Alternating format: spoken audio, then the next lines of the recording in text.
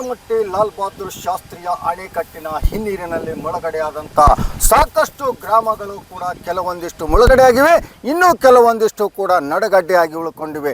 ಯಾಕಪ್ಪ ಅಂತಂದರೆ ಇವತ್ತಿನ ದಿವಸ ಏನು 524ರ ಒಂದು ನೀರು ನಿಲ್ಲಿಸುವಂಥ ಕೆಲಸಕ್ಕೆ ಮುಂದಾದಾಗ ಸಾಕಷ್ಟು ಹಳ್ಳಿಗಳು ಕೂಡ ಮುಳುಗಡೆಯಾಗಿವೆ. ಈ ನಿಟ್ಟಿನಲ್ಲಿ ಗ್ರಾಮಸ್ಥರು ಕೂಡ ನಮ್ಮ ಜೊತೆಗೊಬ್ಬರಿದ್ದಾರೆ, ಅವ್ರನ್ನ ಕೇಳಿ ತಿಳಿಯೋಣ. ಸರ್ ನಮಸ್ಕಾರ. ಇವತ್ತಿನ ದಿವಸ ನೀವು ಬೋಟ್ನಲ್ಲಿ ಹೋಗ್ತಿದ್ರಿ ಬರ್ತಿದ್ರಿ, ಇಲ್ಲಿ ಸಾಕಷ್ಟು ಅನುಕೂಲ ಆಗ್ತಾ ಇತ್ತು. ಇವತ್ತು ಬೋಟ್ ಬಂದಾಗಿದೆ, ಏನಾಗ್ತಾ ಇದೆ ನಿಮಗೆ ಸಮಸ್ಯೆ? ಭಾಳ ತೊಂದರೆ ಆಗಿಬಿಟ್ಟೈತ್ರಿ. 10 ರೂಪಾಯಿದಾಗ 10 ನಿಮಿಷನಾಗ ಬಂದ್ಬಿಡ್ತಿದ್ವಿ ರೀ ನಾವು ಇಲ್ಲಿಗೆ. ಮತ್ತು 10 ರೂಪಾಯಿ 10 ನಿಮಿಷಕ್ಕೆ ವಾಪಸ್ ನಮ್ಮ ಊರಿಗೆ ಹೋಗಿದ್ವಿ. ಕಾಯಿಪಲ್ಲೆ ತರೋದಾಗಲಿ, ಹಾಲ ಮೊಸರ ಮಾರೋದಾಗಲಿ ಭಾಳ ಕೆಲಸ ಇತ್ತು. ಶಾಲೆ ಹುಡುಗರು ಮತ್ತು ನಮ್ಮ ಸಂತಿ, ಮನೆ ಸಂತಿ ಖರೀದಿಗೆ ಅದೆಲ್ಲ ಬರೋದಕ್ಕೂ ಭಾಳ ಅನುಕೂಲ ಇತ್ತು ರೀ. ಇದು ಬಂದಾಗಿಂದ ನಾವು 40-50 ಕಿಲೋಮೀಟ್ರ್ ದೂರ ಸುತ್ತ ಹೊಡೆದು ಬರೋದಾಗೈತಿ ರೀ. 40-50-60 ರೂಪಾಯಿ ರೊಕ್ಕನೂ ಖರ್ಚು ಮಾಡ್ಬೇಕು ತಾಸು ಗಂಟ್ಲೆ. ಈಗಂತೂ ಬಸ್ನಾಗ ಸೀಟ್ ಸಹಿತ ಇರೋದಿಲ್ಲ. ಇನ್ನು ನಮ್ಮ ಸಂತಿ ಚೀಲ ತೊಗೊಂಡು ಹೆಂಗೆ ಬರ್ಬೇಕು ರೀ ಅದ್ರಾಗ? ಇಂಥ ಸಮಸ್ಯೆ ಭಾಳ ಆಗ್ಯಾವ. ಜಲ್ದಿನ ಸರ್ಕಾರ ಮತ್ತು ಈಗ ಸಂಬಂಧಪಟ್ಟ ಅಧಿಕಾರಿಗಳು ಅದನ್ನು ರಿಪೇರಿ ಮಾಡಿಸಿ ನಮ್ಗೆ ಅನುಕೂಲ ಮಾಡಬೇಕು. ಯಾಕಂದ್ರೆ ಭಾಳ ಕಷ್ಟ ಆಗೈತಿ ನಮ್ಮ ಜನರಿಗೆ. ಒಮ್ಮೊಮ್ಮೆ ದವಾಖಾನೆ ಸಮಸ್ಯೆ ಬಂದಾಗ ಕೂಡ ಭಾಳ ಕಷ್ಟ ಆಗಿಬಿಡ್ತೈತಿ. ಈ ಬೋಟ್ ಇದ್ದಾಗ ನಾವು ಅವ್ರಿಗೆ ರಿಕ್ವೆಸ್ಟ್ ಮಾಡ್ಕೊಂಡು ಕರ್ಕೊಂಬರ್ಬೋದಾಗಿತ್ತು. 5-10 ನಿಮಿಷಕ್ಕೆ ದವಾಖಾನೆಗೆ ಬರ್ತಿದ್ರು. ಈಗ ಸುತ್ತ ಹೊಡೆದು ಬರ್ಬೇಕಂತಂದ್ರೂ ಬಸ್ಸಿನ ವ್ಯವಸ್ಥೆನೂ ಸರಿ ಇಲ್ಲ. ಮತ್ತು ಈಗಂತೂ ಬಸ್ಗಳು ತುಂಬಿ ತುಳುಕ್ತಿರ್ತಾವೆ. ಹಣ ಮತ್ತು ವೇಳೆ ಎರಡೂ ಹಾಳಾಗ್ತವೆ ಅಂತ. ಪೂರ ರೀ, ರೊಕ್ಕನೂ ಹಾಳ್ರಿ, ಟೈಮು ಹಾಳ. ನಾವೇನ ಇಲ್ಲಿ ಮಂದಿ ಹಾಲು ಮೊಸರು ತೊಗೊಂಡು ಬರ್ತಿರ್ತಾರಲ್ರಿ, ಹಾಲು ಹೊಡೆದಕ್ಕೂ ಮೊಸರು ಮಜ್ಜಿಗೆಗೆ ಹೋಗ್ಬಿಡ್ತದ್ರಿ. ಅಂಥ ಪರಿಸ್ಥಿತಿ ಕೂಡ ಆಗೈತಿ. ಇನ್ನು ಬರಕ್ಕೆ 1-2 ಬಸ್ ಇರ್ತಾವೆ, ಅದ್ರಾಗೂ ಕಾಲಿಡಕ್ಕೆ ಜಾಗ ಇರಂಗಿಲ್ಲ. ಇನ್ನು ನಮ್ಮ ಕಾಯಿಪಲ್ಲೆ ಸಂತಿ ಯಾರು ಇಟ್ಕೊತಾರೆ ಹೇಳ್ರಿ. ಅದೇ ರೀತಿಯಾಗಿ ಏನು ಈಗ ಬೋಟ್ ಅಧಿಕಾರಿಗಳು ಕೂಡ ಇದ್ದಾರೆ. ಯಾಕೆ ಬಂದಾಗಿದೆ, ಇವತ್ತಿನ ದಿವಸ ಏನು ಕಾರಣ ಅನ್ನುವಂಥದ್ದು ಕೂಡ ಅವರಿಂದ ಮಾತಾಡಿ ನೇರವಾಗಿ ತಿಳಿಯೋಣ. ಸರ್ ನಮಸ್ಕಾರ. ನಮಸ್ಕಾರ. ಇವತ್ತಿನ ದಿವಸ ಈ ಬೋಟ್ಗಳು ಕೂಡ ಯಾಕೆ ಬಂದಾಗಿದೆ? ಪ್ರತಿ ವರ್ಷವೂ ಕೂಡ ಕಳೆದ ಬಹಳ 30 ವರ್ಷಗಳಿಂದ ನೀವು ಬೋಟನ್ನು ಓಡಿಸ್ತಾ ಇದ್ರಿ, ಇಲ್ಲಿ ಎಲ್ಲರಿಗೆ ಅನುಕೂಲ ಮಾಡ್ತಾ ಇದ್ರಿ. ಇವತ್ತು ಯಾಕೆ ಬಂದಾಗಿದೆ? ಈ ರೀತಿ ನೀರಲ್ಲೇ ಯಾಕೆ ನಿಂತಿದೆ? ಸರ್ ಇದು ಡಿಸೆಂಬರ್ನಲ್ಲಿ ಬಂದಾಯ್ತು ಸರ್. ಡಿಸೆಂಬರ್ 19ಕ್ಕೆ ಇದು ಕ್ಲಚ್ ಪ್ಲೇಟ್ ಹಾಳಾಗಿ ಬಂದಾಗಿದೆ ಸರ್. ಇದ್ರ ಮುಂಚೆ 1 ತಿಂಗಳ ಹಿಂದೆ ಕ್ಲಚ್ ಪ್ಲೇಟ್ ಹೋಗಿತ್ತು, ಅದನ್ನು ಮಾಡಿಸಿ ಬಿಟ್ಟರೆ ಪೂರ್ತಿ ಅದು ಮತ್ತೆ ಕ್ಲಚ್ ಪ್ಲೇಟ್ ಹೋಗಿ ಒಳಗಿಂದೆಲ್ಲ ಬೇರಿಂಗ್ ಎಲ್ಲ ಹೋಯ್ತು. ಹಾಗಾಗಿ ನಾವು ಡಿಸೆಂಬರ್ನಲ್ಲೇ ವರದಿ ಮಾಡಿದ್ದೀವಿ. ಈಗ ಪೂರ್ತಿ ಇದನ್ನು ಗೇರ್ ಬಾಕ್ಸ್ ರಿಪೇರಿ ಆಗ್ಬೇಕು ಸರ್ ಅಂತೇಳಿ ಮೇಲಾಧಿಕಾರಿಗಳಿಗೆ ಮಾಡಿದ್ದೀವಿ. ಮೇಲಾಧಿಕಾರಿಗಳು ಸ್ಪಂದಿಸೋದಕ್ಕೆ ಕಾರವಾರಕ್ಕೆಲ್ಲ ಇದು ಮಾಡಿದ್ದಾರೆ, ಏನು ವರದಿ ಕೊಟ್ಟಿದ್ದಾರೆ ಬೆಂಗಳೂರಿನಿಂದ. ಆಮೇಲೆ ಕಾರವಾರದಿಂದ ಸಹ ಅವರು ಇಂಜಿನಿಯರ್ ಬಂದು 4ನೇ ತಾರೀಕಿಗೆ, ಫೆಬ್ರವರಿ 4ನೇ ತಾರೀಕಿಗೆ ಬಂದು ಎಲ್ಲ ನೋಡಿ ಪರಿಶೀಲನೆ ಮಾಡಿ ಹೋಗಿ ಅದಕ್ಕೆ ಈಗ ಟೆಂಡರ್ ಪ್ರಕ್ರಿಯೆ ಮಾಡಿ ಅದನ್ನು ರಿಪೇರಿ ಮಾಡುವಂಥ ಕೆಲಸ ಅವರಲ್ಲಿ. ಎಷ್ಟು ದಿನಗಳಿಂದ ಬಂದಾಗಿದೆ ಇದು ಬಂದಾಗಿದ್ದೊಂದು ಡಿಸೆಂಬರ್ 19ಕ್ಕೆ ಬಂದಾಗಿದೆ. ಅಂದರೆ ಒಂದು 2 ತಿಂಗಳಾಯಿತು. 2 ತಿಂಗಳಾಯ್ತು. ಇವಾಗಲೇ 2 ತಿಂಗಳಾಯಿತು. ಈಗ ಇನ್ನೊಂದು ವಾರದಲ್ಲಿ ಅವರು ಯಾವುದಾರ ಒಂದು ನಿರ್ಣಯ ತಗೊಳ್ತಾರೆ. ಈ ರಿಪಬ್ಲಿಕ್ ವರದಿ ನೋಡಿದ ನಂತರ ಆದಷ್ಟು ಬೇಗನೆ ಇಲ್ಲಿದ್ದಂಥ ಜನರಿಗೆ ಅನುಕೂಲ ಆಗಬೇಕನ್ನುವಂಥದ್ದೇ ರಿಪಬ್ಲಿಕ್ ಕನ್ನಡದ ಮಾತು ಕೂಡ ಆಗಿದೆ. ಬಾಗಲಕೋಟೆಯಿಂದ ಸಿದ್ದು ದುತ್ರಗಾಮಿ, ರಿಪಬ್ಲಿಕ್ ಕನ್ನಡ. ಆಲ್ಮಟ್ಟಿ ಲಾಲ್ ಬಹದ್ದೂರ್ ಶಾಸ್ತ್ರಿಯ ಅಣೆಕಟ್ಟಿನ ಹಿನ್ನೀರಿನಲ್ಲಿ ಮುಳುಗಡೆಯಾದಂಥ ಸಾಕಷ್ಟು ಗ್ರಾಮಗಳು ಕೂಡ ಕೆಲವೊಂದಿಷ್ಟು ಮುಳುಗಡೆಯಾಗಿವೆ, ಇನ್ನೂ ಕೆಲವೊಂದಿಷ್ಟು ಕೂಡ ನಡುಗಡ್ಡೆಯಾಗಿ ಉಳ್ಕೊಂಡಿವೆ.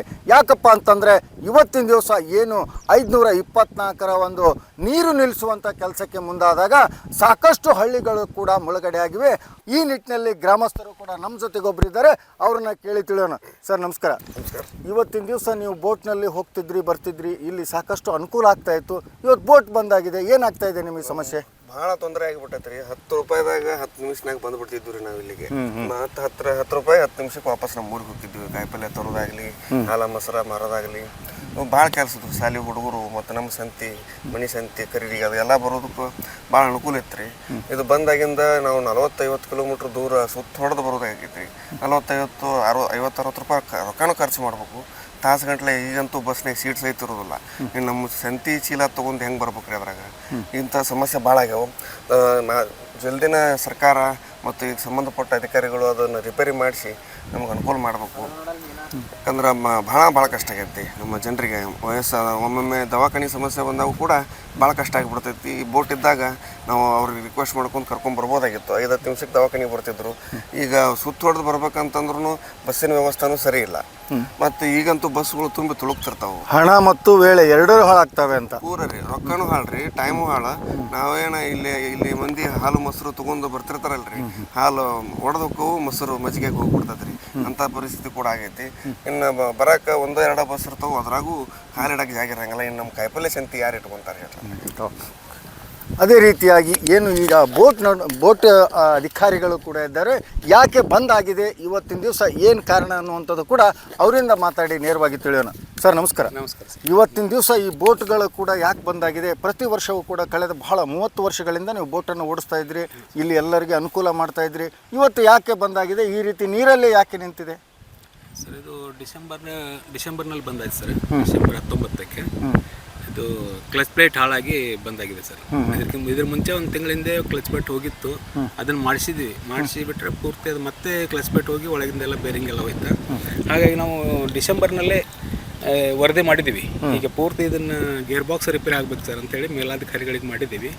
ಮೇಲಾಧಿಕಾರಿಗಳು ಸ್ಪಂದಿಸೋದಕ್ಕೆ ಕಾರವಾರಕ್ಕೆಲ್ಲ ಇದು ಮಾಡಿದ್ದಾರೆ, ಏನು ವರದಿ ಕೊಟ್ಟಿದ್ದಾರೆ ಬೆಂಗಳೂರಿನಿಂದ.